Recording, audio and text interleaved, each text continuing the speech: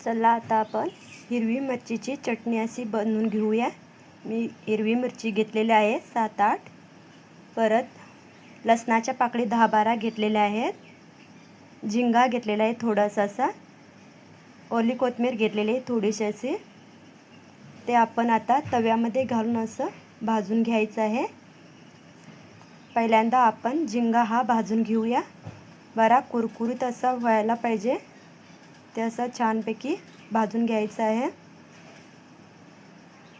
मऊसर ठेवायचा नाही, कुरकुरीत असा भाजून बरा घ्यायचा आहे त्याला।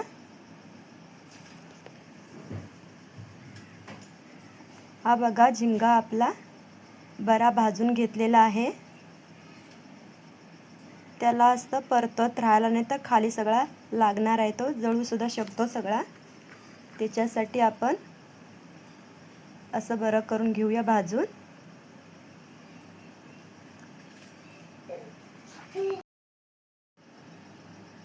कुरकुरीत असा भाजून झालेला आहे, त्याला आपण असं काढून घेऊया। आता एकसारखा सगळा असा काढून घेऊया दुसऱ्या प्लेटमध्ये। त्याच तव्यामध्ये तसं हिरवी मिरची सुद्धा घालून घेऊया। हिरवी मिरची सुद्धा अशी बरी छानपैकी भाजून घ्यायची आहे, आणि लसूण सुद्धा त्याला असं बरं भाजून घ्यायचं आहे।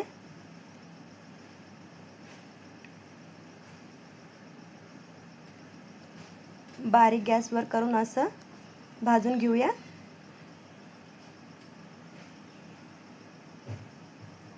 मिरची तरी छानपैकी भाजायलाच पाहिजे, अशी छान अशी भाजून घ्यायची आहे।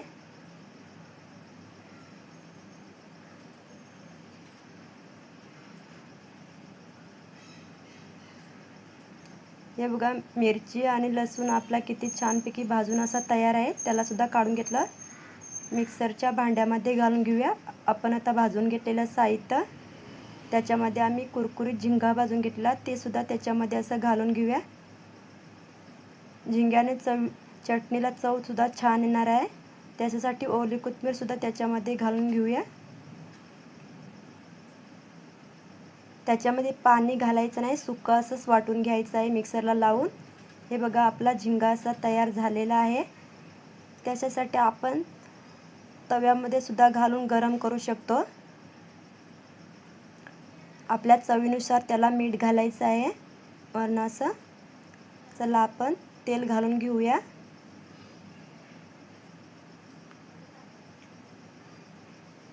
तेल आपलं गरम झालेलं आहे, त्याच्यामध्ये थोडंसं जिरं टाकूया, थोडंसं मोहरी टाकून घेऊया। त्याला असं बरं परतून घेऊया। ते आता बरं फ्राय त्याच्यामध्ये घालून घेऊया। असं बरं परतून घ्यायचं आहे त्याला।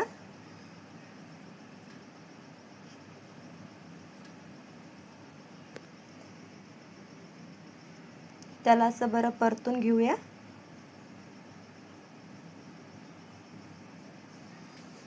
ह्याला खरडा सुद्धा असं बोलतात। हे बघा किती छान असे झालेले आहे। त्याला आपण पोळीबरोबर लावून सुद्धा खाऊ शकतो, व चपाती बरोबर सुद्धा। त्याच्यासाठी आपण एक पोळी घेतलेली आहे, एकाचे असे 2 भाग करून घेऊया। त्याला असं बरं भाजून घेऊया तेलामध्ये थोडंसं असं।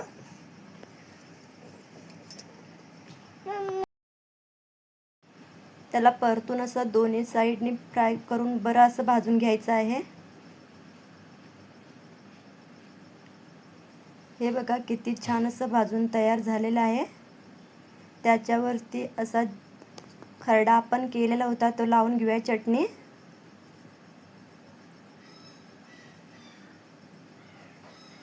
इतकी भारी लागते खायला, इतकी भारी लागते, खूप छान लागते। ह्या पोळीबरोबर मला खूप खायला सुद्धा अशी खूप छान लागतं। आवडलं असलं तर लाईक